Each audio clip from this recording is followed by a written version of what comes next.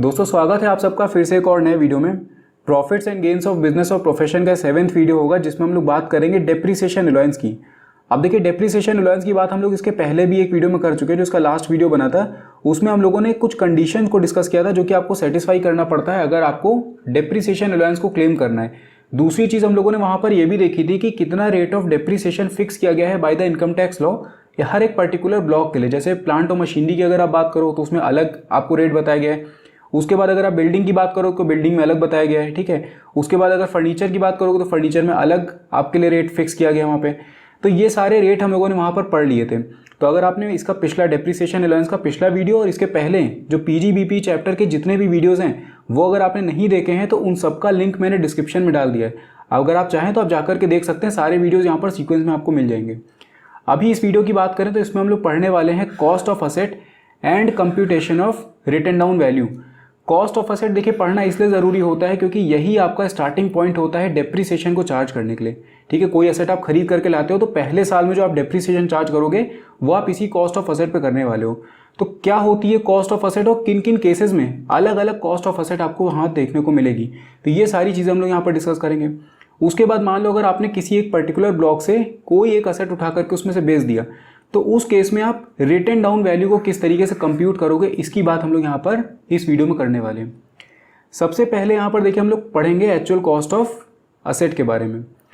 Cost of asset में देखिए क्या होता है कि यहाँ पर कुछ अलग सी चीज़ नहीं है। जैसे मान लीजिए कि आपने कोई एक असेट खरीदा था 1 लाख रुपए का, ठीक है। मतलब आपने किसी वेंडर से जाकर के परचेज किया इसको और आपने उसको 1 लाख रुपए वहाँ पर दे दिए। इसके बाद मान लीजिए कि गवर्नमेंट ने वहाँ पर सब्सिडी की कोई एक वहाँ पर प्लान चलाया हुआ था, तो उसमें क्या किया, गवर्नमेंट ने आपको 20,000 रुपये की सब्सिडी दे दी। अभी सब्सिडी क्या करती है, आपकी जो कॉस्ट है उसको गिरा देती है। तो क्या हुआ कि आपने 1 लाख रुपए का तो असेट देखिए खरीदा, ठीक है। गवर्नमेंट ने आपको सब्सिडी दे दी 20,000 रुपये की, तो अब आपको असेट जो पड़ा वो पड़ा 80,000 रुपये का। लेकिन क्या हुआ कि आपने 10,000 रुपये का इस असेट को, जो भी मशीन मान लीजिए अगर आपने परचेज़ की थी, तो इसको इंस्टॉल कराने के लिए आपने 10,000 रुपये इनिशियली इसमें भी लगा दिए। तो अगर आप देखो तो आपको टोटल जो असेट पड़ा है वो पड़ा है 90,000 का। तो ये सिंपल सी चीज़ है, ठीक है। आपको असेट में अगर आप कॉस्ट इसकी देख रहे हो तो कॉस्ट इसकी क्या होगी, जो अमाउंट आपने वहाँ पर परचेज करने के लिए आपने उसको दिया है, जहाँ से भी आपने खरीदा उसको आपने जितना भी अमाउंट पे किया है वही उसकी कॉस्ट ऑफ असेट हो जाती है। दूसरी चीज़, अगर आपको सब्सिडी मिली तो आप उसको सब्सिडी से रिड्यूस कर दोगे। अगर आपने कोई भी इनिशियल एक्सपेंसेस वहाँ पर इनकर किए तो उन एक्सपेंसेस को आप उसमें ऐड कर दोगे। तो ये सारी चीज़ें करने के बाद आपको कॉस्ट ऑफ असेट मिल जाती है। बड़ा सिंपल सा कॉन्सेप्ट है। लेकिन क्या होता है कि कुछ ऐसे केसेस होते हैं जहाँ पर कॉस्ट ऑफ असेट आपकी डायरेक्टली आप नहीं निकाल सकते हो। जैसे कि देखिए यहाँ पर कुछ केसेस हमको बताए गए हैं जहाँ पर एक्चुअल कॉस्ट जो है वो डीम्ड फिगर या फिर नोशनल फिगर लिया जाता है। जैसे कि इसमें अगर आप पहला पॉइंट देखोगे तो पहला पॉइंट बोला है asset is acquired by the assessee by way of gift और इनहेरिटेंस। अगर देखिए आपको याद होगा जब मैंने आपको कैपिटल गेन्स पढ़ाया था तो कैपिटल गेन्स में वहाँ पर कॉस्ट ऑफ एक्विजिशन की जब हम बात करते हैं तो कॉस्ट ऑफ एक्विजिशन में भी ये एक पॉइंट आता है कि अगर आपने मान लीजिए कि कोई असेट को एज अ गिफ्ट वहाँ पर लिया है या फिर आपने उसको इनहेरिटेंस के थ्रू एक्वायर किया है, तो उस केस में जो उसकी कॉस्ट ऑफ एक्विजिशन होती है वो हो जाती है हमारी, जो जिसने हमको गिफ्ट दिया है उसने जितने में परचेज किया था वो हमारी हो जाती है कॉस्ट ऑफ एक्विजिशन। इसी तरीके से कुछ यहाँ पर भी है। मान लीजिए कि आपने वो जो असेट है उसको एज अ गिफ्ट यहाँ पर लिया है, आपको गिफ्ट मिला है वो असेट। अब अगर आपको गिफ्ट मिला है तो उसके लिए कोई पेमेंट तो आपने किया नहीं है, लेकिन हमको क्या चाहिए, हमको कॉस्ट ऑफ असेट चाहिए क्योंकि हमको डेप्रीसिएशन को चार्ज करना है। तो अगर आपने मान लीजिए गिफ्ट आपको वो असेट मिला है या फिर आपने उसको इनहेरिट किया है मान लीजिए कि अपने दादा से या फिर अपने पापा से, तो उस केस में कॉस्ट ऑफ असेट क्या होगी। सपोज यहाँ पर जो दादा थे, ठीक है, दादा ने असेट को परचेज किया था 2014 में और यहाँ पर 2019 में उन्होंने आपको एज अ गिफ्ट या फिर मान लीजिए कि वो उनकी डेथ हो गई, आपने उसको जो असेट था उसको इनहेरिट कर लिया, ठीक है। तो उस केस में क्या होगा कि जो ये असेट है जितने में उन्होंने दादा ने परचेज किया था, ठीक है, cost to the previous owner कौन थे, दादा थे, तो जितने में उन्होंने परचेज किया माइनस डेप्रीसिएशन जितना उनको अलाउ हुआ था from the acquisition till the date of transfer. मतलब 2014 से लेकर के 2019 के बीच में जितना भी डेप्रीसिएशन दादा को अलाउ हुआ था उसमें से आप उसको माइनस कर दोगे। सपोज 1 लाख रुपए का यहाँ पर असेट खरीदा गया था, 20,000 का डेप्रीसिएशन यहाँ पर चार्ज हुआ फ्रॉम 2014 टू 2019, तो इसको चार्ज करने के बाद ये जो अमाउंट आएगा 80,000 रुपये का, ये हो जाएगी हमारी कॉस्ट ऑफ असेट। बड़ा सिंपल सा कॉन्सेप्ट है, कुछ नहीं करना, जितने में उन्होंने खरीदा माइनस जितना डेप्रिसिएशन अलाउड हुआ है वहाँ से उनसे उन्होंने जब से खरीदा और जब से ट्रांसफर किया गया तब तक के लिए, ठीक है। इसके बाद अगर आप सेकंड पॉइंट देखो तो सेकंड पॉइंट में बोले purchase of an old asset. अगर आप कोई सेकंड हैंड असेट यहाँ पर परचेज करते हो तो उस केस में कॉस्ट ऑफ असेट क्या होगी। यहाँ पर देखिए क्या बोले, actual cost of the asset shall be such an amount as the assessing officer may with the previous approval of the joint commissioner determine having regard to all the circumstances of the case।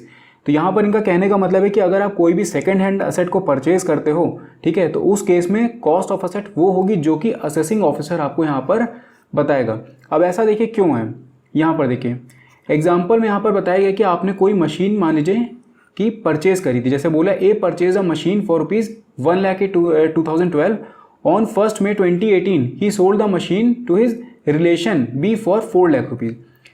क्या हुआ, ए ने यहाँ पर देखिए purchase किया था, ठीक है, ए ने परचेज करने के बाद इसको सेल कर दिया। इसने परचेज किया था 2012 में, इसने परचेज करने के बाद 2018 में इसको सेल कर दिया बी को। अब बी जो था वो इनका कोई रिलेटिव था, उसको इन्होंने सेल किया है ₹4,00,000 में। अब ₹4,00,000 में बी ने असेट को परचेज कर लिया तो कॉस्ट ऑफ असेट इसके लिए क्या हो जाएगी, कॉस्ट ऑफ असेट इसके लिए हो जाएगी ₹4,00,000। और ये डेप्रीसिएशन मान लीजिए कि अगर 10% के हिसाब से चार्ज कर रहा था तो 10% के हिसाब से ₹40,000 इस पर चार्ज करेगा। लेकिन यहाँ पर देखिए क्या हुआ, इसकी जो मार्केट प्राइस था, ये जो असेट इसने ट्रांसफ़र किया इसका मार्केट प्राइस था सिर्फ ₹1,20,000 और इसने बी क्योंकि इसका रिलेशन था तो उसको उसने ₹4,00,000 में यहाँ पर ट्रांसफ़र कर दिया, दिखा दिया कि मतलब ₹4,00,000 में ट्रांसफ़र किया, जबकि उसकी जो एक्चुअल मार्केट वैल्यू थी वो थी ₹1,20,000। तो यहाँ पर अगर ₹1,20,000 इसकी होती है और 10% इस पर चार्ज करता है तो इसको 12,000 का डेप्रिसिएशन मिलता।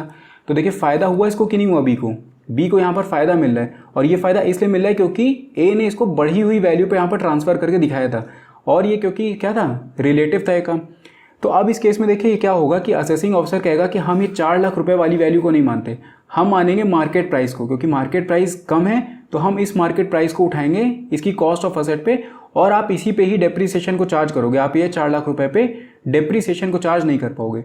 तो सिंपल सा, अगर आप कोई भी सेकंड हैंड असेट को परचेज करते हो तो जो भी वैल्यू असेसिंग ऑफिसर वहाँ पर डिटरमाइन करेगा वही वैल्यू वहाँ पर मानी जाएगी।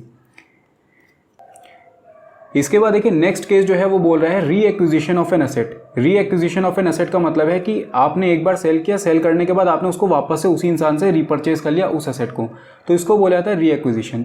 अब यहाँ पे क्या हो रहा है, where an asset is transferred by the assessee to another person in an earlier year and is subsequently reacquired by him. मतलब उसने पहले तो ट्रांसफर किया, उसके बाद उसने री एक्वायर कर लिया।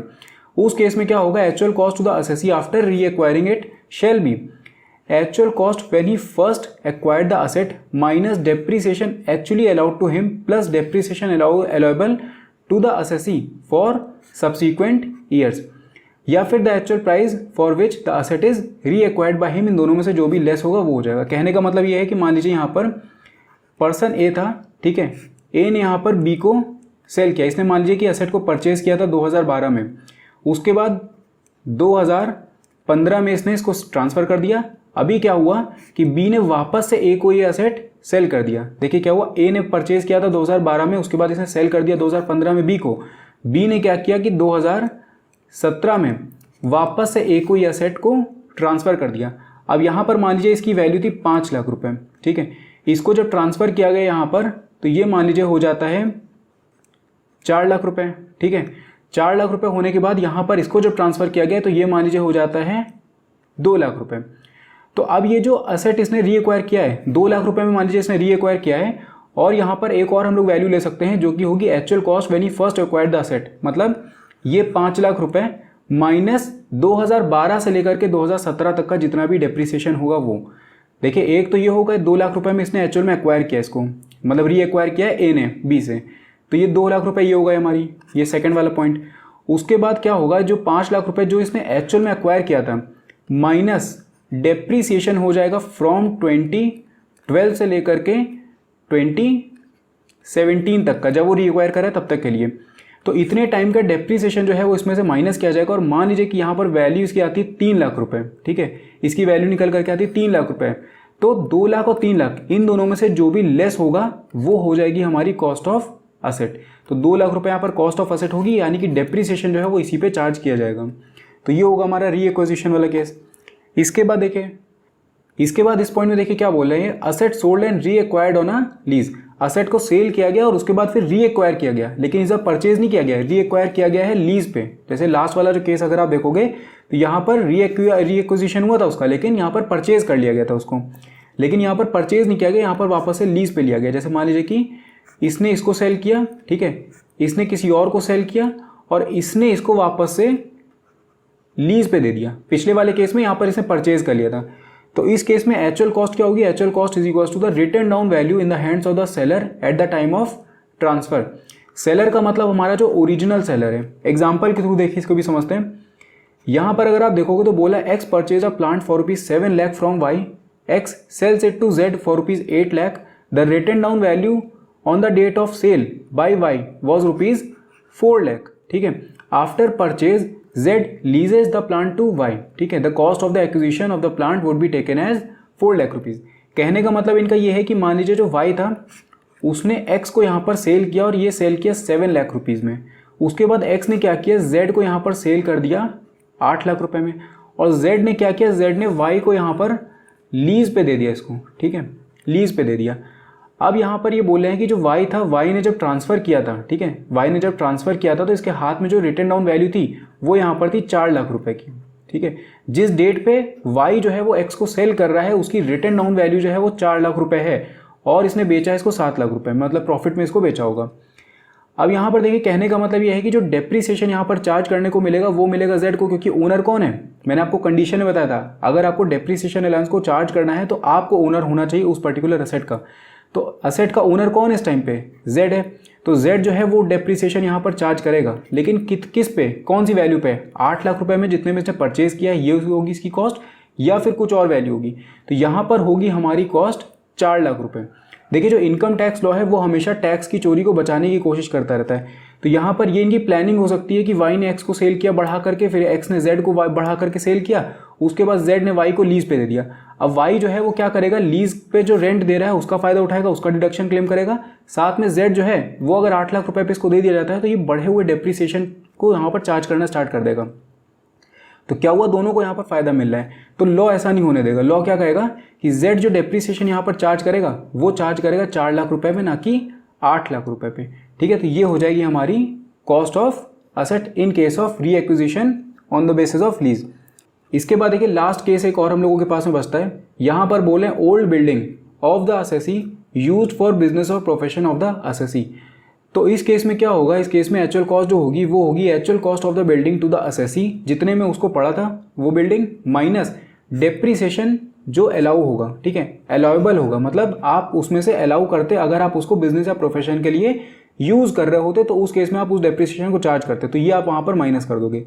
एग्जाम्पल के थ्रू इसको भी समझते हैं। देखिए क्या बोल रहे हैं, B purchase the building on 10 August 2019 for ₹3 lakh, ठीक है, 3 लाख रुपए में उसने परचेज किया था 10 अगस्त 2019 को, and let out for the business purpose at the rate of 4,000 rupees per month. उसने क्या किया, उसने परचेज किया 2019 में 3 लाख रुपए में, उसके बाद उसने लेट आउट कर दिया उसको, ठीक है, किराए पे उसको चढ़ा दिया।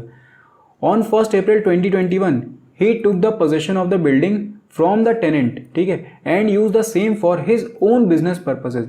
उसने क्या किया कि 1 अप्रैल 2021 को उस बिल्डिंग की पोजेशन खुद ले ली टेनेंट से, और उसके बाद अपने बिजनेस या प्रोफेशन में उसको यूज करने लगा। अब यहाँ पर बोले find out the actual cost for the depreciation for previous year 2021 to 22, admissible rate of depreciation is 10%।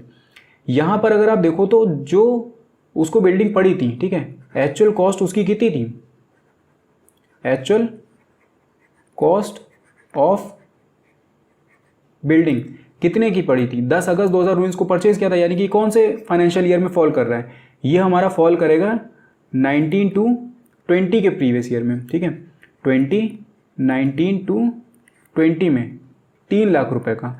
अब देखिए यहाँ पर आपको मैंने बताया था कि अगर 6 महीने या उससे ज़्यादा अगर आप कोई भी एसेट को यूज़ करते हो तो आप फुल रेट ऑफ डेप्रीसिएशन वहाँ पर चार्ज करते हो। वहाँ पर ऐसा जब हम इनकम टैक्स में आते हो तो ऐसा कोई मंथ वाला केस नहीं होता है कि 3 महीने 4 महीने वाला, ठीक है। अगर आपने उसको 6 महीने या उससे ज़्यादा अगर आपने यूज़ किया हुआ है तो फिर आप उस पर फुल रेट ऑफ डेप्रीसिएशन वहाँ पर चार्ज करते हो। लेकिन अगर आपने 6 महीने यानी कि 180 डेज से अगर कम आपने उसको चार्ज यूज़ किया हुआ है तो उस केस में क्या होता है कि उसमें हाफ रेट लगता है।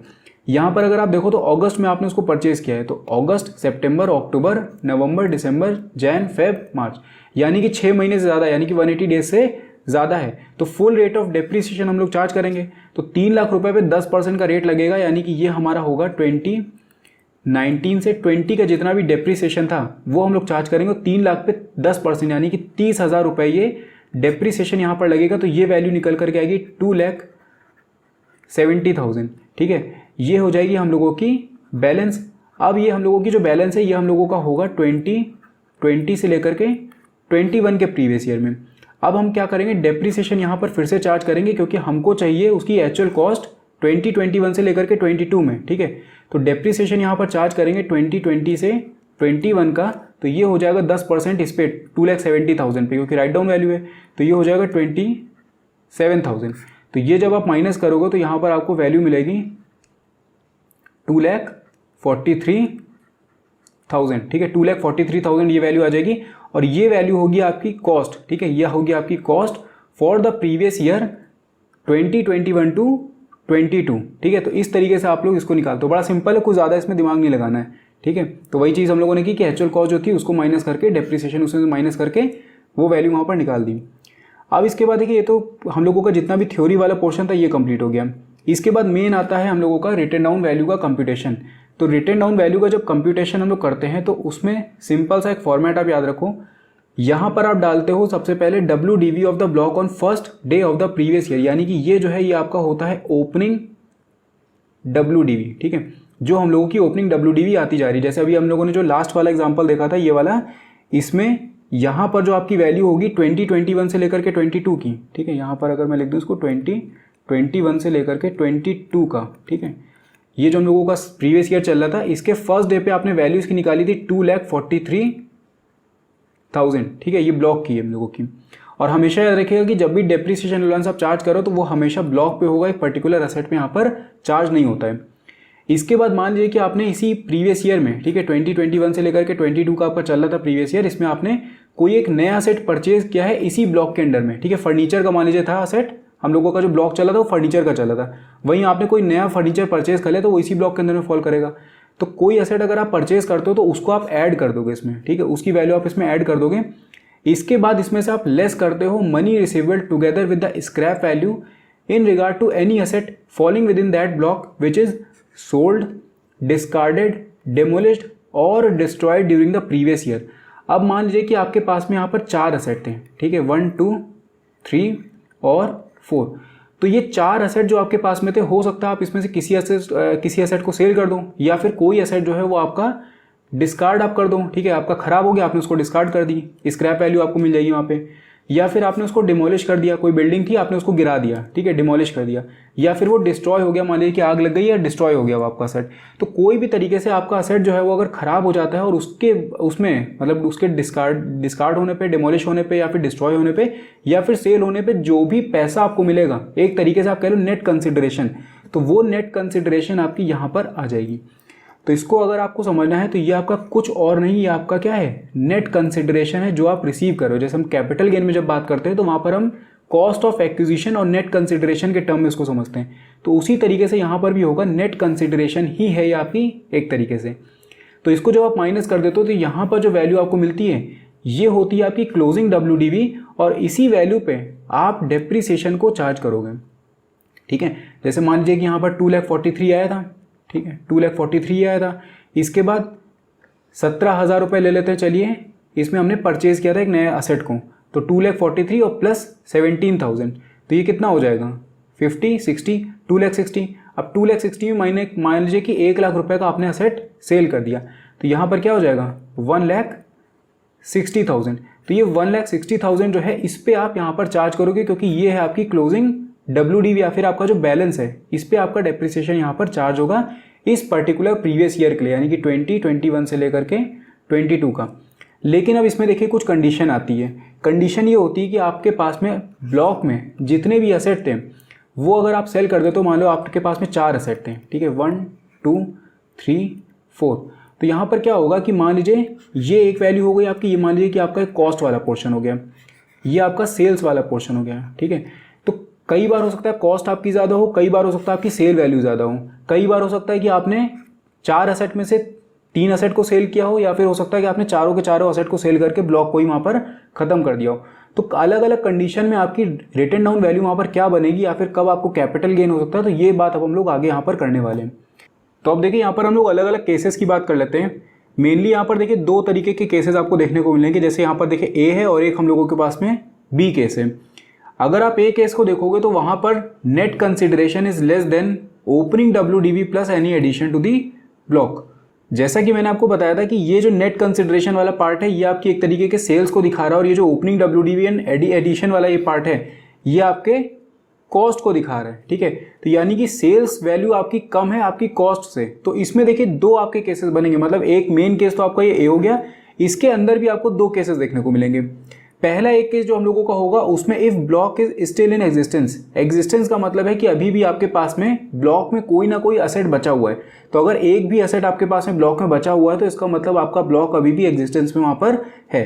तो उस केस में क्या होगा कि जब आप माइनस करोगे, जैसे अभी हम लोगों ने जो माइनस की बात करी, तो आप जब ये चीज़ करोगे ना, ये वाला पार्ट, ये पार्ट प्लस ये, ठीक है, और इन दोनों में से जो भी बैलेंस यहाँ पर आपको मिलता है उसमें से माइनस आप करते हो ये वाला पार्ट। ठीक है, तो ये जब आप करोगे तो आपको जो बैलेंस मिलेगा वहाँ पर वो होगी आपकी क्लोजिंग WDV। अभी हम लोग एग्जांपल के थ्रू एक एक केस को समझेंगे, यहाँ पर बस आप एक ओवरव्यू ले लो।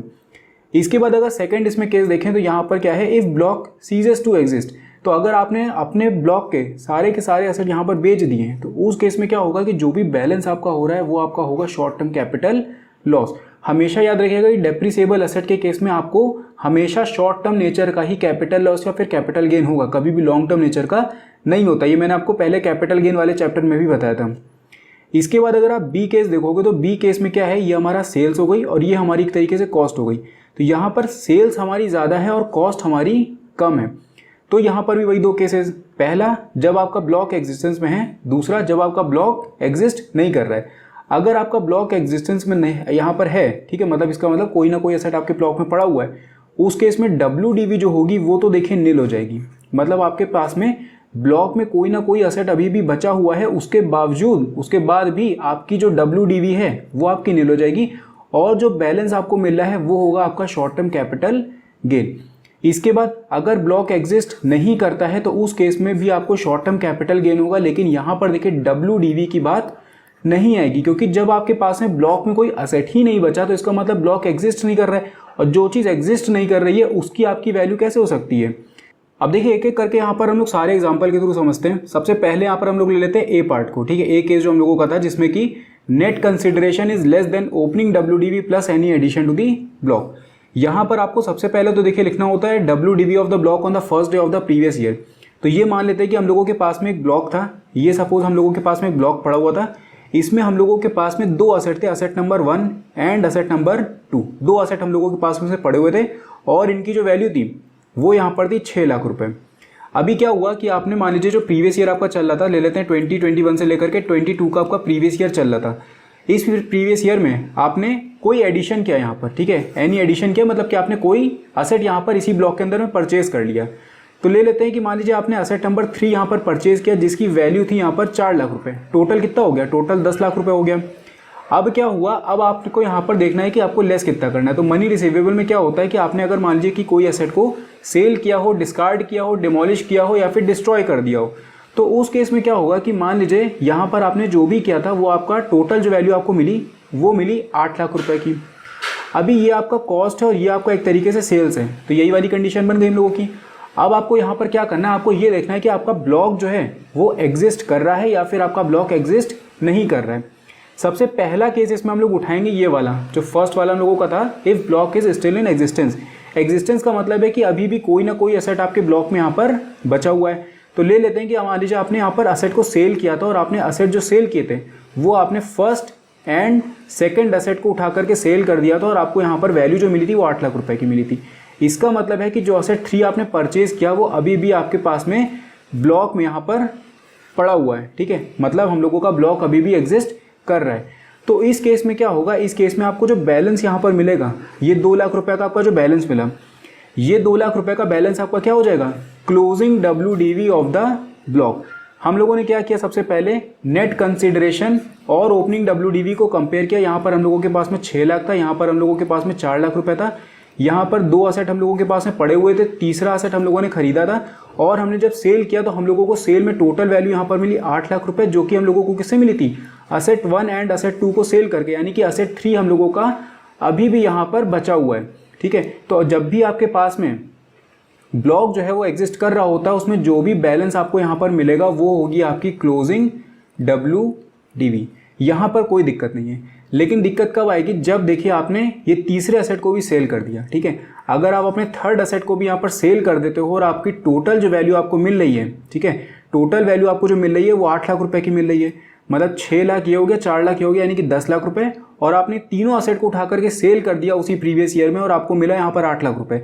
तो उस केस में जो भी बैलेंस आपका होगा, वो आपका क्या होगा, शॉर्ट टर्म कैपिटल लॉस। अभी देखिए जब ब्लॉक ही एग्जिस्ट नहीं कर रहा है तो आपका ये जो बैलेंस अगर बच रहा है तो ये बैलेंस का आप करोगे क्या, इस पे थोड़ी डेप्रिसिएशन चार्ज कर सकते हो जब आपका ब्लॉक ही एग्जिस्ट नहीं कर रहा है, क्योंकि सारे एसेट आपने उठा करके जब सेल कर दिए उसमें से तो आपका ब्लॉक ही खत्म हो गया, और अगर ब्लॉक वहां से खत्म हो गया तो आपको शॉर्ट टर्म कैपिटल लॉस होगा, क्योंकि देखो ये आपका कॉस्ट वाला पोर्शन और ये आपका सेल वाला पोर्शन है, तो कॉस्ट आपकी ज़्यादा है और सेल आपको कम पैसा उसमें मिला हुआ है, तो इसका मतलब आपको शॉर्ट टर्म कैपिटल लॉस हो जाएगा। तो ये 2 केसेस हम लोगों ने डिस्कस कर लिए, जिसमें एक में अगर एग्जिस्ट कर रहा है तो आपको क्लोजिंग WDV मिलेगी, अगर आपका ब्लॉक एग्जिस्ट नहीं कर रहा है, सारे एसेट आपने बेच दिए, तो आपको शॉर्ट टर्म कैपिटल लॉस हो जाएगा। इसके बाद अब हम लोग बात करेंगे जब हम लोगों की नेट कंसिडरेशन ज़्यादा होती है opening WDV and any addition to the block से। वही केस लेते हैं, जैसे मान लीजिए कि यहाँ पर फर्स्ट एसेट हो गया और सेकंड एसेट यहाँ पर हो गया। यहाँ पर हम लोगों ने थर्ड एसेट को परचेज किया था, इसकी वैल्यू थी 6 लाख रुपए, इसकी वैल्यू थी 4 लाख रुपए, टोटल 10 लाख रुपए यहाँ पर था, और यहाँ पर हमने जब सेल किया तो हम लोगों को मान लीजिए यहाँ पर मिला है 13 लाख रुपीज़। ठीक है, तो ये हम लोगों का हो गया टोटल मिला करके 10 लाख रुपए, और यहाँ पर हो गया 13 लाख, यानी कि ये वाली कंडीशन लोगों की सेटिस्फाई कर रही है। अभी बात ये आएगी कि हम लोगों का ब्लॉक एग्जिस्ट कर रहा है या फिर हम लोगों का ब्लॉक एग्जिस्ट नहीं कर रहा है। पहला केस उठाते हैं, चलिए। यहाँ पर क्या है, आपने मान लीजिए कि असेट को सेल किया और आपने फर्स्ट एंड सेकंड असेट को यहाँ पर सेल कर दिया और आपको टोटल वैल्यू यहाँ पर मिली थी 13 लाख रुपए की। तो यहाँ पर क्या होगा, देखिए यहाँ पर मैंने आपको बताया था कि अगर आपका ब्लॉक एग्जिस्टेंस में है, ठीक है, अगर आपका ब्लॉक एग्जिस्ट कर रहा है तो आपकी जो WDV होगी वो नील हो जाएगी, और जो बैलेंस आपको मिल रहा है वो आपका होगा शॉर्ट टर्म कैपिटल गेन। यानी कि यहाँ पर आप जब बैलेंस निकालोगे तो ये आपका निकलेगा माइनस का 3 लाख रुपए। ठीक है, माइनस का 3 लाख रुपए जो आपका होगा ये होगा आपका क्या, शॉर्ट टर्म कैपिटल गेन। और यहाँ पर आपका जो WDV होगा, क्योंकि यहाँ पर देखिए आपने फर्स्ट और सेकंड असेट को सेल किया, इसका मतलब जो आपका ब्लॉक था उसमें थर्ड असेट अभी भी आपका पड़ा हुआ है। तो अगर आपका ब्लॉक एग्जिस्ट कर रहा है यानी कि WDV कुछ ना कुछ होगी, और अगर WDV कुछ ना कुछ होगी तो कितनी होगी, तो WDV आपकी होगी नील। ठीक है, WDV नील इसलिए होगी क्योंकि आपका सेल वाला पोर्शन ज़्यादा है और आपका कॉस्ट वाला पोर्शन यहाँ पर कम था। तो ये हो जाएगी हम लोगों की WDV नील, और साथ में जो बैलेंस हमको मिल रहा है वो हम लोगों का हो जाएगा शॉर्ट टर्म कैपिटल गेन। इसके बाद देखिए, इसके बाद बात आती है सेकंड केस की। तो इसमें क्या है, ब्लॉक सीजेस टू एग्जिस्ट। तो ब्लॉक सीजेस टू एग्जिस्ट का मतलब है कि आपने उठा के सारे असेट सेल कर दिए। तो जब आपने सारे के सारे असेट सेल कर दिए हैं, आपका ब्लॉक यहाँ पे खत्म हो गया, मान लीजिए आपने थर्ड असेट को भी सेल कर दिया था, यानी कि आपके पास में ब्लॉक में कुछ नहीं पड़ा है, ब्लॉक खत्म हो गया।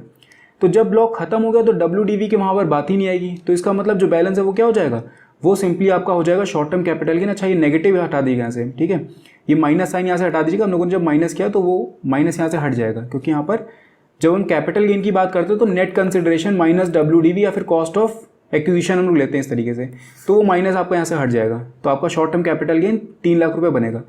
समराइज इसको अगर किया जाए तो देखिए क्या होगा, अगर आपका जो पैसा आपको मिल रहा है नेट कंसिडरेशन वो कम होता है opening WDV and any addition से, तो उस केस में अगर आपका ब्लॉक एग्जिस्ट कर रहा है तो आपको बैलेंस जो मिलेगा वो होगा क्लोजिंग WDV। अगर ब्लॉक एग्जिस्ट नहीं कर रहा है तो उस केस में आपको मिलेगा जो बैलेंस आपका होगा वो होगा शॉर्ट टर्म कैपिटल लॉस।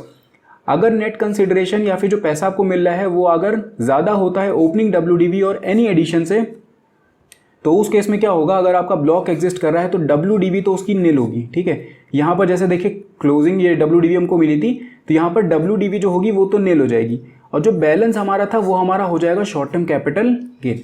दूसरी चीज़, अगर ब्लॉक एग्जिस्ट नहीं कर रहा तो उसमें आपको दिमाग लगाने की जरूरत ही नहीं, जो भी बैलेंस आपका होगा वो शॉर्ट टर्म कैपिटल गेन हो जाएगा, और नेगेटिव साइन को हटा दीजिएगा वहाँ से, क्योंकि जब आप इस फॉर्मेट में कर रहे हो अगर, तो नेगेटिव साइन आपको देखने को मिलेगा, तो नेगेटिव साइन को हटा दीजिएगा। एक और चीज़ का अच्छा ध्यान रखिएगा, यहाँ पर कई जगह पे मेंशन नहीं होता है। जो भी एसेट आप यहाँ पर देखें, जैसे फर्स्ट केस जो हम लोगों ने लिया था, मान लीजिए ये वाला इस तरीके का केस हम लोगों का था, जिसमें फर्स्ट सेकंड थर्ड एसेट थे। फर्स्ट और सेकंड एसेट को हमने सेल कर दिया, 3 लाख रुपए का शॉर्ट टर्म कैपिटल गेन आ गया, WDV हम लोगों का हो गया नील। ठीक है, अभी क्या होगा, WDV अगर हम लोगों का नील हो जाता है, ठीक है, तो WDV अगर नील हो गया लेकिन हम लोगों के पास में ब्लॉक में अभी भी थर्ड एसेट पड़ा हुआ है, तो अब इसका क्या होगा। अब देखिए क्या होता है, जो थर्ड एसेट आपका बचा हुआ है, ये ब्लॉक अभी भी आपका एग्जिस्टेंस में, यानी कि अगले साल, जैसे हम लोगों का जो प्रीवियस ईयर मान लीजिए चल रहा था 2021 से लेकर के 22 का, तो अगले साल आप इसको कैरी फॉरवर्ड करोगे तो आपका जाएगा 2022 से लेकर के 23 में। तो 2022 से लेकर के 23 में WDV आपकी क्या होगी, तो देखिए WDV क्योंकि आपकी नील थी, तो यही नील WDV को आप आगे के सब्सिक्वेंट उसमें प्रीवियस ईयर में कैरी फॉरवर्ड करोगे और आप यहाँ पर लिखोगे नील। तो जब नेक्स्ट ईयर की बात यहाँ पर आएगी तो आप यहाँ पर देखिए लिखोगे नील। ठीक है, इसके बाद अगर आपने कोई एडिशन यहाँ पर किया है, यहाँ पर जैसे मान लीजिए कि 3 लाख रुपए का एडिशन आप करते हो और उसके बाद अगर आप सेल करते हो तो वही सेम प्रोसेस हो गया। लेकिन मान लीजिए कि यहाँ पर अगर कुछ भी आपने सेल नहीं किया है, कुछ भी नहीं किया है, यहाँ पर भी कुछ नहीं, यहाँ पर भी कुछ नहीं, तो ये नील को ही आप कैरी फॉरवर्ड आगे करते रहोगे। इन केस मान लो आप यहाँ पर अगर इसको सेल कर दो, तो जैसे एसेट नंबर 3 जो था हम लोगों का 4 लाख में हम लोगों ने लिया था, अभी आपने देखा होगा। ठीक है, तो ये क्या हुआ, यहाँ पर नील था, आपने मान लो इसको बेच दिया 3 लाख रुपए में। ठीक है, जो एसेट 3 आपके पास में पड़ा हुआ था जिसकी वैल्यू नील थी, उसको आपने सेल कर दिया 3 लाख रुपए में। तो इस केस में आपका जो कैपिटल गेन होगा वो पूरा का पूरा 3 लाख रुपए हो जाएगा। इसका मतलब जो कॉस्ट ऑफ एक्विजिशन है वो आपकी क्या है, एक तरीके से नील हो जाती है यहाँ पर। तो ये हम लोगों ने समझ लिया कि किस तरीके से कंप्यूटेशन ऑफ WDV किया जाता है। मुझे नहीं लगता कि कोई डाउट आपको यहाँ पर इस टॉपिक में अब होगा, क्योंकि जितने भी केसेस बन सकते थे वो सारे केसेस लेकर के मैंने आपको यहाँ पर क्लियर कर दिया है। ठीक है, इसके बाद एक केस हम लोगों का और आता है अनएब्जॉर्ब्ड डेप्रिसिएशन का। केस नहीं मतलब एक टॉपिक हम लोगों का होता है। अनएब्जॉर्ब्ड डेप्रिसिएशन का मतलब देखिए क्या होता है कि जो डेप्रिसिएशन आप अलाउ कर रहे हो, सीधी सी बात है कि आप अपने नेट प्रॉफिट से उसको माइनस करने वाले हो। ठीक है, आप यही तो करते हो। लेकिन मान लो कि आपका प्रॉफिट हुआ था यहाँ पर 10,000 रुपये का, और आपका एक मिनट, ये 10,000 रुपये, और आपका जो डेप्रिसिएशन था ये वो यहाँ पे मान लेते हैं 12,000 रुपये का हो गया। ठीक, तो 2,000 रुपये अभी भी हमारे पास में डेप्रिसिएशन बचा हुआ है। तो इसको हम लोग, जो डेप्रिसिएशन हमारा बच गया उसको हम लोग बोलते हैं अनएब्जॉर्ब्ड डेप्रिसिएशन, क्योंकि ये एब्जॉर्ब नहीं हो पाया हमारे करेंट ईयर के प्रॉफिट में। तो उस केस में क्या होता है कि इसको हम लोग कैरी फॉरवर्ड भी कर सकते हैं आगे। तो देखिए, जो बिजनेस प्रॉफिट आपको हुआ है before depreciation for the current year, ये आप यहाँ पर लिखते हो। इसके बाद क्या करते हो आप, करंट ईयर का जो डेप्रिसिएशन है, क्योंकि देखो जो 2,000 रुपये है ये आप क्या करोगे, सबसे पहले तो जैसे मान लो करंट ईयर हम लोगों का चला था 2021 से लेकर के 22 का, तो ये 2,000 रुपये हम लोगों का बचा था।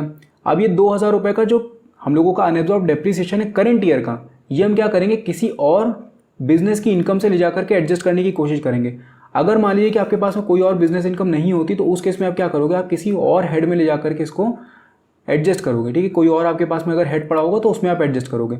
अगर उसमें भी एडजस्ट नहीं हो पाता है तो उसके बाद हम क्या करते हैं, इसको हम कैरी फॉरवर्ड करते हैं आगे के सब्सिक्वेंट ईयर्स में, और हम इसको तब तक के कैरी फॉरवर्ड करते जाते हैं जब तक ये पूरी तरीके से एडजस्ट नहीं हो जाए। तो यहाँ पर आप क्या करोगे, सबसे पहले तो देखो आपको बिजनेस प्रॉफिट अपना लिख लेना है बिफोर डेप्रिसिएशन, जो करंट ईयर का आपका होगा। उसके बाद जो करंट ईयर का आपका डेप्रिसिएशन होगा पहले तो आप उसको माइनस करो। ठीक है, उसके बाद जो आपका बैलेंस बचता है उसमें से मान लो आपके पास में कोई ब्रॉड फॉरवर्ड लॉस भी है पिछले प्रीवियस ईयर्स का, तो पहले तो आप इसको एडजस्ट करो। ठीक है, उसके बाद अगर आपके पास में मान लीजिए 2,000 रुपये जैसे हम लोगों का 2021 से लेकर के 22 का था, अभी हम लोग एडजस्ट कर रहे हैं 2023 से 24 में। तो इसमें अगर हम लोग सबसे पहले क्या करेंगे, हम लोग बिजनेस लॉस को एडजस्ट करेंगे, जो ब्रॉड फॉरवर्ड बिजनेस लॉस है उसको। उसके बाद अगर कुछ बच जाता है तब उसमें से हम लोग ब्रॉड फॉरवर्ड अनएब्जॉर्ब्ड डेप्रिसिएशन, जो कि 2,000 रुपये हमारा 2021 से लेकर के 22 का था, इसको हम लोग यहाँ पर एडजस्ट करेंगे, और ये हम लोगों का प्रॉफिट जो आएगा इस पर हम लोगों को टैक्स पे करना पड़ेगा यहाँ पे। ठीक है, तो यहाँ पर देखिए ये चीज़ लिखी, if there is still any unabsorbed depreciation left it can be set off against income of any other head. ठीक है, तो उसमें एडजस्ट कर दो, नहीं है तो उसको आगे कैरी फॉरवर्ड आप करके उसमें एडजस्ट कर सकते हैं। तो ये पूरा एक सीक्वेंस होता है हम लोगों का अनएब्जॉर्ब्ड डेप्रिसिएशन को एडजस्ट करने के लिए। तो ये यहाँ पे हम लोगों ने देख लिया कि एक्चुअल कॉस्ट ऑफ एसेट हम लोगों की क्या होगी। दूसरी चीज़, किस तरीके से हम लोग कंप्यूट कर सकते हैं अपनी रिटन डाउन वैल्यू को, और उसके बाद अनएब्जॉर्ब्ड डेप्रिसिएशन वाला जो पॉइंट था वो भी हम लोगों ने यहाँ पर डिस्कस कर लिया है। कोई भी तरीके का आपका डाउट हो आप कमेंट करके मुझसे पूछ सकते हो। बाकी अगर आपको वीडियो पसंद आया हो तो उसको लाइक करना मत भूलिएगा, साथ में चैनल को सब्सक्राइब जरूर करिएगा। मैं मिलता हूँ आपसे नेक्स्ट वीडियो में। Thank you.